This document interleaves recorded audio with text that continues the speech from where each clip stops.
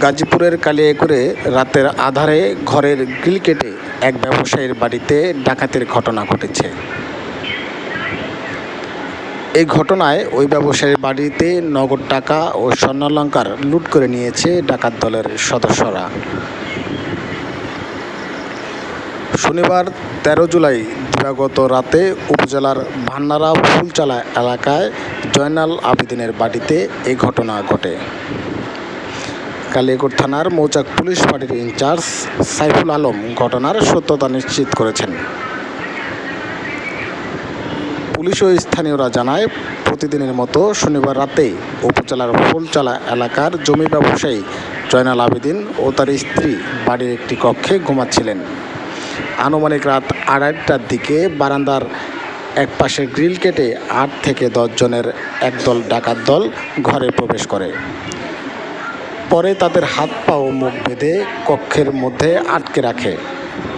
এক পর্যায়ে দেশীয় অস্ত্রের মুখে জিম্মি করে তাদের কাছ থেকে আশেপাশের অন্যান্য ঘরের চাবি ছিনিয়ে নেয়। পরে শোকেজ ও আলমারি খুলে নগদ ৩৫,০০০ টাকা ছাড়াও ১৫ ভরি স্বর্ণালংকার লুট করে পালিয়ে যায় ডাকাত দলের সদস্যরা। কালিয়াকৈর থানার মৌচাক পুলিশ ফাঁড়ির ইনচার্জ সাইফুল আলম জানান, খবর পাওয়ার পরেই পুলিশ ঘটনাস্থল পরিদর্শন করেছেন। এ বিষয়ে আইনগত ব্যবস্থা গ্রহণের প্রস্তুতি চলছে। আপনারা দেখুন ডাকাত দলের সদস্যরা কিভাবে এই পরিবারের উপর নির্মমতা চালিয়েছে। তারা ঘরের গ্রিলগুলো কেটে বিছানা, কাপড় চোপড় সহ আসবাবপত্র তছনছ করে রেখেছে। ডাকাত দলের সদস্যরা ঘরের সব কিছু উলটপালট করে যা ছিল টাকা পয়সা স্বর্ণালংকার সব ছিনিয়ে নিয়েছে। যত দিন যাচ্ছে গাজীপুরের কালিয়াকৈর উপজেলায় আইনশৃঙ্খলা পরিস্থিতি ততই অবনত হচ্ছে।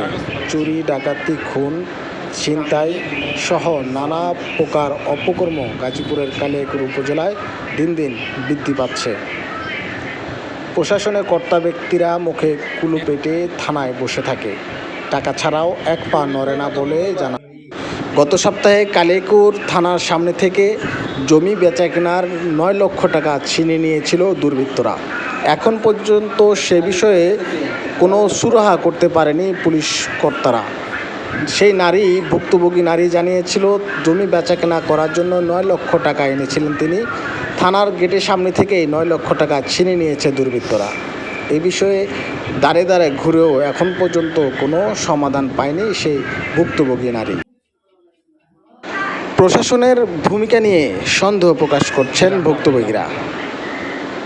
ভুক্তভোগীরা জানিয়েছেন, যতই দিন যাচ্ছে আইনশৃঙ্খলা পরিস্থিতি ততই অবনতির দিকে যাচ্ছে। এক কর্মকর্তা পরিবর্তন হয়ে নতুন কর্মকর্তা আসার সাথে সাথে নতুন অপরাধের মাত্রা বৃদ্ধি পায়। চুরি, ডাকাতি, ছিনতাইয়ের পাশাপাশি ধর্ষণ এবং খুনের মাত্রাও বৃদ্ধি পাচ্ছে। কোনো সমস্যারই সময় মতো সমাধান পায় না ভুক্তভোগীরা।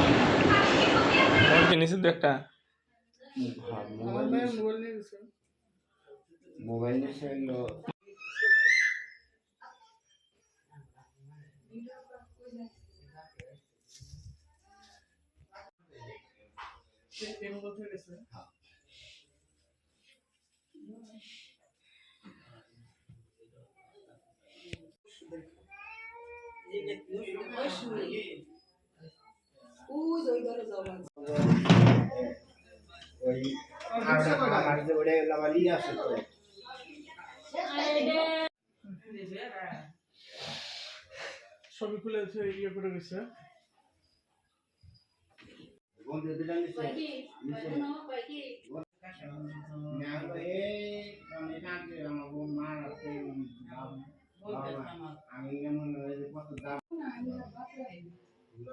সব জায়গায় টয়লেট চলতেছে